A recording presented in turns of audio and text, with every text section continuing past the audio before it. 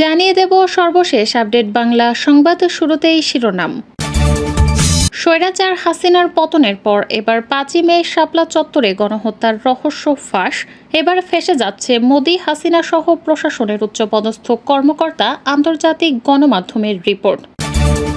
সবশেষে দেখবেন ডিবি প্রধান হারুন ও তার স্ত্রীর আমেরিকায় অবৈধ সম্পদের সন্ধান পেয়েছে মার্কিন গোয়েন্দা FBI।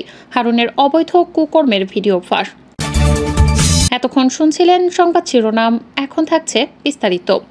পিনাকি ভট্টাচার্য বলেন, স্বৈরাচার হাসিনার পতনের পর আমার হাতে 5 মে নিয়ে নতুন কিছু তথ্য এসেছে। হাসিনা নির্লজ্জভাবে বলেছিল 5ই মে কেউ মারা যায়নি, রং মেখে নাকি তারা শুয়েছিল। শেখ হাসিনার সামরিক সচিব হেফাজতের মিটিংয়ে এসে বলেছিল কেউ মারা যায়নি। 5 মেতে চ্যানেলগুলোর ফুটেজ সংগ্রহ করেছিল, যেমন দিগন্ত ইসলামিক টিভি, সেগুলো বন্ধ করে দেওয়া হয়। দেশের কোনো মিডিয়ায় হত্যাকাণ্ডের বিষয়ে বিস্তারিত রিপোর্ট ছাপায়নি। পিনাকি ভট্টাচার্য বলেন, আমি কয়েকটা বিদেশি সংবাদ মাধ্যমের রিপোর্ট থেকে কিছু সংবাদ আপনাদের জানাচ্ছি। গার্ডিয়ানের রিপোর্টে বলা হয়েছিল 30 জনের বেশি নিহত হয়েছিল। বিবিসির সংবাদে বলা হয়েছিল 27 জনের বেশি নিহত হয়েছিল। আল জাজিরায় একটি খুব চমৎকার রিপোর্ট করেছিল, তারা একটি সরকারি গোরস্থানে আব্দুল জলিল নামে একজনের সাক্ষাৎকার নেয়। সে 5 মে সারারাত 14টা মরদেহ কবর দিয়েছে, যাদের প্রত্যেকের মুখে দাড়ি ছিল এবং শরীরে বুলেটের চিহ্ন ছিল। পিনাকি বলেন, 2013 সালের 5 মে ঠিক কতজন নিহত হচ্ছে তার পরিসংখ্যান এখনো হয়নি। এই পরিসংখ্যান না হতে পারে সেই ব্যবস্থা করতে ফ্যাসিস্ট হাসিনা এবং তার জল্লাদ বাহিনী মানবাধিকার সংস্থা অধিকার একটি প্রাথমিক তালিকা করেছিল 61 জনের। সেই তালিকা হেফাজতে ইসলামের অধিকার হস্তান্তর করেছিল। সেই তালিকা নিয়ে কাজ করার অপরাধে মানবিক নেতা আদিলুর রহমানকে গ্রেপ্তার করা হয়। আদিলুর রহমানকে গুম বা হত্যা করার পরিকল্পনা থাকলেও আন্তর্জাতিক মানবাধিকার সংস্থার চাপে সেই পরিকল্পনা বাস্তবায়ন করতে পারেনি হাসিনা। তবে মামলা দিয়ে ফাঁসিয়ে দিয়েছে আদিলুর রহমানকে। পিনাকি ভট্টাচার্য বলেন, আমি আজকে প্রমাণ দেব কমপক্ষে 71 জন আলেমকে 5 মে বেয়ারিশ লাশ হিসেবে দাফন করা হয়েছিল। কিছু লাশকে পরিচয় সহ দাফন করা হয়েছিল। আমি 71-এর ঘাতক দালাল নির্মূল কমিটি, সেই হিসাবকে যদি আমলেই নেই তাহলে তাদের হিসাব অনুযায়ী 39 জন আলেমের কবর তারা নিজেরাই আইডেন্টিফাই করেছিল। তাহলে সেই হিসাবটা আমলে নিলে মোট মৃত্যুর সংখ্যা 110 জন। আর আমি আজ হিসাব মিটিয়ে দেব। আসেন আমরা কাগজে কলমে তথ্য প্রমাণ সহ দেখি 5 মে কতজন আলেমকে বেয়ারিশ লাশ হিসেবে দাফন করা হয়েছিল। হত্যার পর হত্যাকারী যে কাজটা করে তা হচ্ছে লাশ লুকায়। সে লাশ নিজেও কবর দিতে পারে, কিন্তু নিজে অসংখ্য লাশ কবর দেওয়া সম্ভব না। এই কাজ করতে গেলে শতাব্দীর পরেও সেই গণকবর আবিষ্কৃত হবে। মৃতের শরীরে থেকে থাকা বুলেট পচবে না, মাংস পচে বুলেট মাটিতে লেগে থাকবে। তখন খুব সহজেই গণকবর আর সেই কবরে শুয়ে থাকা দুর্ভাগ্যের কপালে কি ঘটেছিল সেটা বের করা সম্ভব। পিনাকি আরও বলেন, খুনিদের জন্য, জল্লাদের জন্য সবচেয়ে কার্যকর পদ্ধতি হচ্ছে সেই লাশগুলোকে বেয়ারিশ লাশ হিসেবে আইনসঙ্গতভাবে দাফন করে ফেলা। আমরা জানি বেয়ারিশ মুসলিম লাশ দাফন করে আঞ্জুমান মফিদুল ইসলাম।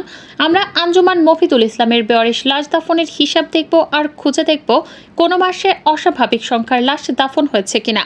আঞ্জুমান মফিদুল ইসলামের হিসাব বলছে 2013 সালের সর্বাধিক 1430টি মৃতদেহ অজ্ঞাত পরিচয় হিসেবে দাফন করা হয়েছে। 2010 সালে এই সংখ্যা ছিল 1204 জন। 2011 সালের সংখ্যাটি ছিল 1191 জন। 2012 সালে 1247 জন। পিনাকি ভট্টাচার্য বলেন, এবার আসেন আমরা 2013 সালে প্রত্যেক মাসে বেয়ারিশ লাশ দাফনের হিসাব দেখি। 11 মাসে গড়ে 103 জনকে দাফন করা হয়েছে। শুধু মে মাসে দাফন করা হয়েছে অবিশ্বাস্য সংখ্যা 367। শুধু মে মাসে 367 জনের মৃত্যু, এটা আউটলায়ার, একটাই মাত্র আউটলায়ার। পিনাকি বলেন, হাসিনা তোমার বুদ্ধি এতই যে তুমি লাশ গুম করবা, মাটি খুঁড়ে আমরা আমাদের ভাইয়ের মৃতদেহ বের করব। যে লাশ তুমি গুম করেছো সেই খুনের দায় তোমার বিচার হবে।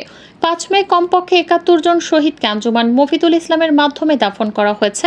অকাট্য প্রমাণ দিলাম, দুনিয়ার কেউ নেই যে আমার এই হিসাবকে চ্যালেঞ্জ জানাতে পারে। ডিবি হারুন, পুলিশ নামধারী এক ভয়ঙ্কর দুর্বৃত্তের অজানা অধ্যায়। কর্মজীবনের শুরু থেকে ব্যবসায়ীদের কাছ থেকে চাঁদা আদায়, জমি দখল, গ্রেপ্তার, বাণিজ্য ইত্যাদি নানা প্রকল্পের মাধ্যমে 8-10টা অসৎ কর্মকর্তার মতো নিজেকে তুলে ধরেছিলেন হারুন।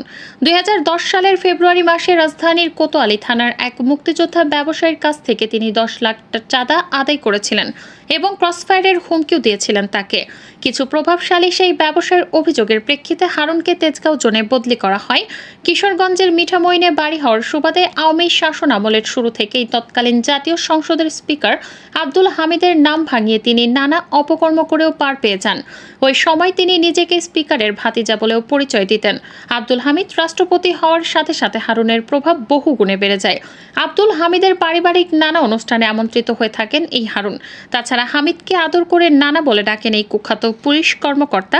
2018 সালের রাতের ভোটের বিতর্কিত নির্বাচনে আওয়ামী লীগের পক্ষে রাখার জন্য হারুনকে 2 ডিসেম্বর 2018 সালে গাজীপুর থেকে সরিয়ে মাঠ দখলে গুরুত্বপূর্ণ এলাকা হিসেবে পরিচিত নারায়ণগঞ্জের এসপি হিসেবে নিয়োগ দেওয়া হয়। নারায়ণগঞ্জে নিয়োগের প্রথম 11 মাস নারায়ণগঞ্জ 4 আসনের প্রভাবশালী এমপি শামীম ওসমানের সাথে প্রকাশ্যে দ্বন্দ্বে জড়িয়ে যান হারুন।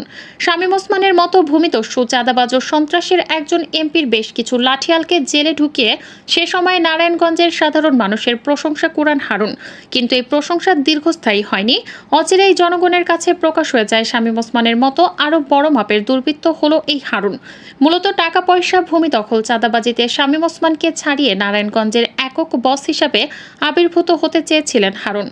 অবশেষে দুজনের সমঝোতায় পৌঁছান এবং পহেলা বৈশাখের অনুষ্ঠানে এক টেবিলে শামীম ওসমান ও হারুনকে ভাত খেতে দেখা যায়।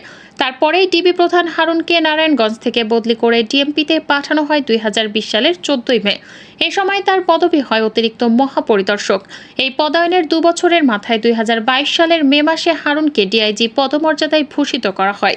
নিয়ম অনুযায়ী তাকে আরও 1 বছর এই পদের জন্য অপেক্ষা করার কথা ছিল, অর্থাৎ আইন না মেনে 3 বছরের পরিবর্তে 2 বছরের মাথায় অ্যাডিশনাল ডিআইজি থেকে হারুনকে ডিআইজি করা হয়। হারুন বর্তমানে ডিএমপির ডিবি পুলিশের প্রধান হিসেবে দায়িত্ব পালন করছে। ডিবি প্রধান হিসেবে হারুন একের পর এক অদ্ভুত আচরণ প্রদর্শন করে চলেছেন।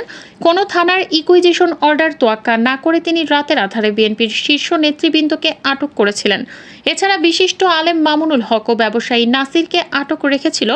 হারুনের ক্ষমতার মূল উৎস হল সাবেক রাষ্ট্রপতি আব্দুল হামিদ। এই রাষ্ট্রপতি প্রভাব খাটিয়ে হারুন তার পদোন্নতি এবং টানা 3 বারের মতো শ্রেষ্ঠ পুলিশ সুপার পুরস্কার অর্জন করেছে। সে সময় আব্দুল হামিদ রাষ্ট্রপতি থাকা অবস্থায় তাকে মদ ও নারী দিয়ে মনোরঞ্জন করেন হারুন। নিঝুম রুবিনা থেকে শুরু করে হালের জনপ্রিয় মডেলদের সাথে সাক্ষাৎ করে তাদের বিভিন্ন জায়গায় সাপ্লাই দিয়ে নিজের আখের গুছিয়ে নেন হারুন। অথচ মুখোশের আড়ালে হারুনের এই চরিত্র অনেকেরই অজানা। গোয়েন্দা সূত্রে জানা গেছে, স্ত্রী শিরিন আক্তারের সাথেও হারুনের রয়েছে সুসম্পর্ক। হারুনের স্ত্রীর দাবি, আমেরিকা, জার্মানিতে রয়েছে সম্পদের পাহাড়। বর্তমান ফ্যাসিবাদ প্রতিষ্ঠায় আজিজ এবং বেনজিরের অনেক শ্রম রয়েছে। শেখ হাসিনা প্রতিষ্ঠায় রাষ্ট্রীয় বাহিনীকে তারা ব্যবহার করেছেন দেশের জনগণের বিরুদ্ধে। আজিজ আহমেদ সেনাপ্রধান হওয়ার আগে বিজেপি প্রধান হিসেবেও দায়িত্ব পালন করেছেন। 2013 সালের 5 মে রাতের আধারে বিদ্যুৎ বিচ্ছিন্ন করে শাপলা চত্বরে গণহত্যার কথা নিশ্চয়ই সবার স্মরণে থাকার কথা। ওই রাতে কত মানুষ খুন হয়েছে তার কোনো সঠিক পরিসংখ্যান নেই। ভবিষ্যতে কোনো